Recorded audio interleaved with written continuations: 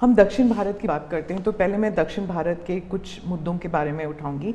BJP का एक ऐसा नेता तमिलनाडु में उभर के आया है जिसके लिए मीडिया अटेंशन काफ़ी कुछ आ रहा है, वो है अन्नामलाई जी। तो वो काफ़ी कॉन्फिडेंट है कि तमिलनाडु में बीजेपी को डबल डिजिट फिगर आएंगे। तो क्या ये उनका ओवर कॉन्फिडेंस है कि आप भी तमिलनाडु इतनी बारी जा चुके हैं? पहली बात है कि तमिलनाडु जनसंघ के जमाने से और भारतीय जनता पार्टी, मैं कहता हूं 5-5 पीढ़ी हमारी इस विचार के लिए वहां खप चुकी है। तो एक निरंतर काम चला है। जब कांग्रेस से लोग निराश हुए तो प्रादेशिक पक्षों की तरफ गए और लंबे अरसे तक प्रादेशिक पक्षों का जो कुछ भी कामकाज देखा है, अब लोग निराश हो गए। निराशा के इस माहौल में उन्होंने दिल्ली में भाजपा की सरकार का मॉडल देखा, हिंदुस्तान में अन्य राज्यों में भाजपा की सरकार का मॉडल देखा, देश भर में जो तमिल बंधु रहते हैं उन्होंने अपने घरों में जाके बताया भी हम जिस राज्य में रहते हैं वहां तो ये हो रहा है। तो लोग स्वाभाविक तमिल प्रजा कंपैरिजन करने लगी कि जो हवा खड़ा किया गया था ये तो अच्छा काम कर रहे हैं। अब जैसे मैंने तमिल काशी संगम किया तो तमिलनाडु में डीएमके पार्टी वाले लोग ये तो पानीपुरी वाले करके मजाक उड़ाते थे, लेकिन जब तमिलनाडु के लोग काशी संगम कार्यक्रम में आए और काशी का रूप रंग देखा, उन्होंने कहा ये हमने तो जो सुना था ऐसा नहीं है, ये तो बहुत डेवलप दिखता है, बड़ी प्रगति हो रही है, आईटी का नेटवर्क दिखता है। तो सोचने का तरीका बदलने लगा और उसके कारण डीएमके के प्रति जबरदस्त गुस्सा पैदा हुआ है। मैं कल्पना नहीं करता हूं इतना बड़ा गुस्सा पैदा हुआ है। वो गुस्सा पैदा डाइवर्ट हो रहा है बीजेपी की तरफ पॉजिटिव वे में। और अन्नामलाई एक बहुत ही अच्छे आर्टिकुलेट है, यंग है, बहुत ही अपनी आईपीएस कैडर में बहुत बड़ी प्रतिष्ठित नौकरी छोड़ कर के आए हैं। दूसरा, लोग सोचते कि यार इतना बड़ा होनहार कैरियर छोड़ के आया आदमी तो डीएमके एआईडीएमके में चला जाता उसकी तो जिंदगी बन जाती, तो वो मानने नहीं गया, वो बीजेपी में आया। तो लोग आप यार ये बीजेपी में गया मतलब कुछ मेटल है, कुछ अच्छे इरादे वाला इंसान लगता है, तो स्वाभाविक रूप से उसके आकर्षण का केंद्र बना है। और मेरी पार्टी की विशेषता है हम हर स्तर के हर छोटे मोटे कार्यकर्ता जिसमें क्षमता है उनको अवसर देते हैं।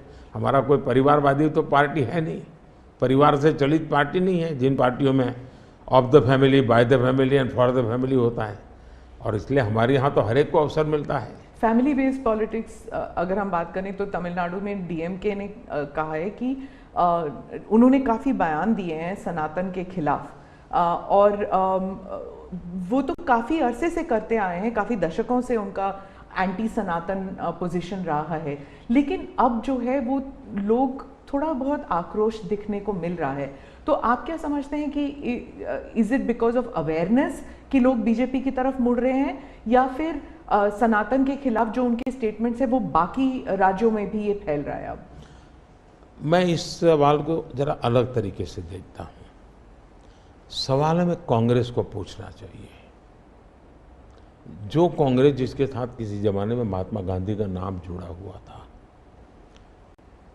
जो कांग्रेस जहां इंदिरा गांधी जी गले में माला खुलेआम पहन करके घूमती थी, रुद्राक्ष माला, जो हाँ रुद्राक्ष माला पहन करके घूमती थी इंदिरा जी।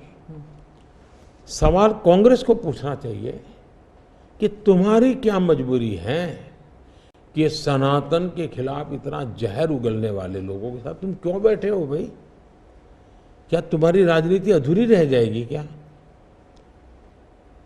ये कौन सी कांग्रेस की सोच विकृति आ रही है कांग्रेस में, ये चिंता का विषय है। डीएमके का तो जन्म शायद इस नफरत में पैदा हुआ होगा और धीरे धीरे वो नफरत का खेल भी उनका लोग स्वीकार करने नहीं लगे हैं, और इसलिए वो नए नए तौर तरीके अपना करके बोल रहे हैं। प्रश्न उनका नहीं है, प्रश्न कांग्रेस जैसी पार्टी का है कि उसने अपना मूल कैरेक्टर गंवा दिया है क्या?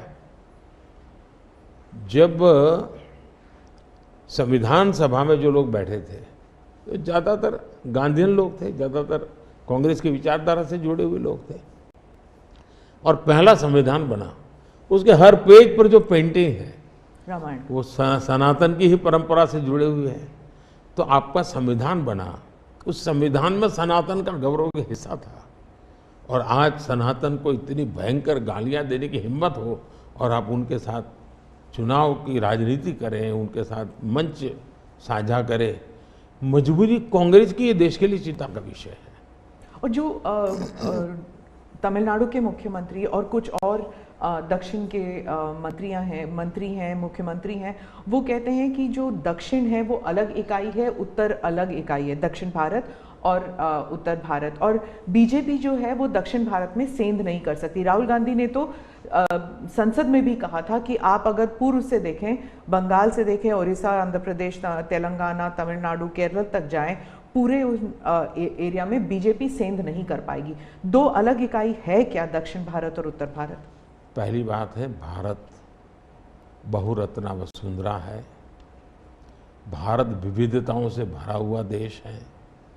यहाँ रेगिस्तान भी है, यहाँ समुद्री तट भी है, यहाँ हिमालय भी हैं, और यहाँ सह्याद्री भी हैं, यहाँ गंगा के पट भी हैं और कावेरी के पट भी हैं।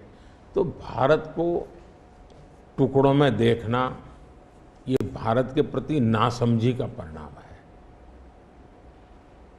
अगर यही भाव होता, अगर आप हिंदुस्तान में देखें प्रभु राम के नाम से जुड़े हुए गांव कितने सबसे ज्यादा कहाँ हैं, तो तमिलनाडु में है। इतने सारे गांव के नाम हैं कि उसमें राम तो होगा ही होगा। अब इसको आप कैसे अलग कह सकते हैं? किसको गले उतारेंगे आप? लेकिन भारत की विविधता है। पंजाबी जैसा होगा वैसा नागालैंड का व्यक्ति नहीं होगा, गुजराती जैसा होगा वैसा कश्मीर का व्यक्ति नहीं होगा। तो विविधता ही तो हमारी शक्ति है। हमने विविधता को सेलिब्रेट करना चाहिए। हमें गुलदस्ता ऐसा है भारत का जिसमें हर एक का अपना फूल दिखाई दे, ये भाव होना चाहिए।